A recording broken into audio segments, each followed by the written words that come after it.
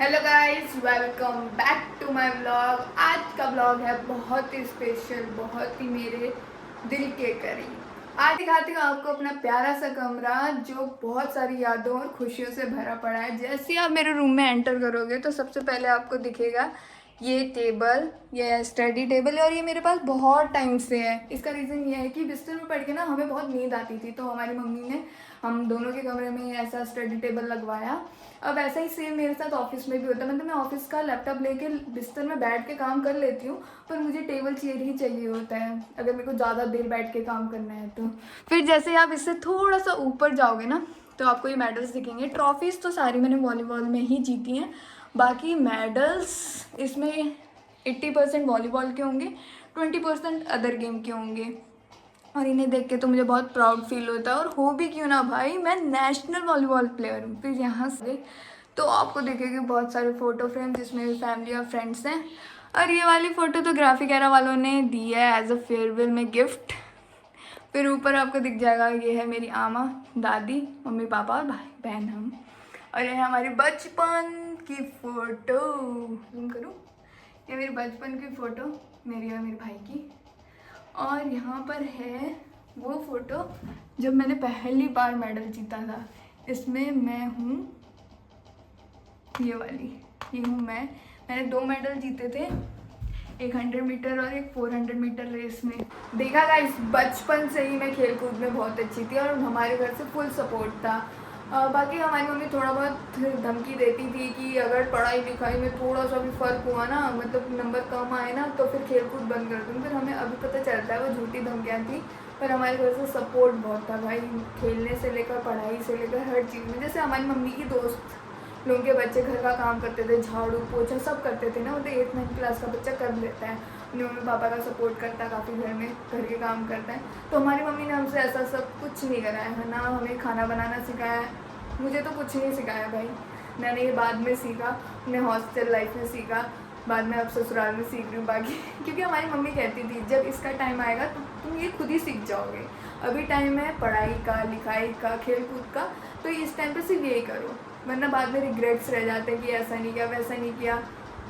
तो मतलब मेरी मम्मी है तो टीचर ही, ऐसे लेक्चर हमने बहुत सुने हैं। और भाई हमारी मम्मी हमें बहुत पैम्पर करके रखती थी, मैं झूठ नहीं बोलूँगी, पर हमें मारती भी बहुत थी अगर पढ़ाई लिखाई में नंबर लकीली अब मम्मी जैसा सपोर्ट शादी के बाद मुझे ससुर जी से मिलता है, क्योंकि वो भी है तो टीचर ही। तो इन लोगों को ना पता होता है, क्योंकि इतने बच्चों को देखते हैं अपने स्कूल में, तो इन्हें पता होता है कि बच्चा किस प्रॉब्लम में है और कैसा फील कर रहा है और उसका सोल्यूशन क्या है। और जैसे मैं किसी चीज़ में स्टक हो जाती हूँ ना, तो इनके बोलते हैं ऐसा नहीं हो रहा तो ऐसा कर लो, वैसा कर लो, ऐसा कर, मतलब इनके पास बहुत सारे सजेशन और सोल्यूशन होते हैं। बात हो गई लेफ्ट सेक्शन की, ये था बिल्कुल फ्रंट सेक्शन। फिर आता है हमारा राइट सेक्शन, जहाँ पर आपको दिख जाएंगे मेरे 2 बडीज, ब्राउनी और फ्रॉगू। फिर दिख जाएगी आपको मेरी स्टडी लाइट, जिसने 11th-12th में मेरा बहुत साथ दिया, अब तो ये काम नहीं करती है। फिर ये आ जाएगी फ़ोटो फ्रेम, जब पहली बार मैं जेवलिन थ्रोन में नेशनल गई थी तो सब खिंचा रहे थे, तो मैंने भी खिंचवा ली थी वहाँ पे। बाकी ये रही वैष्णो देवी मंदिर की फ़ोटो, ये हमारा 3rd टाइम था फैमिली के साथ। फर्स्ट बार हम अपनी दादी और नानी के साथ गए थे। फिर ये है हमारी बचपन की फ़ोटो, जब पहली बार हमें पापा टैंक दिखाने गए थे। ये है मेरा भाई, ये हूँ मैं।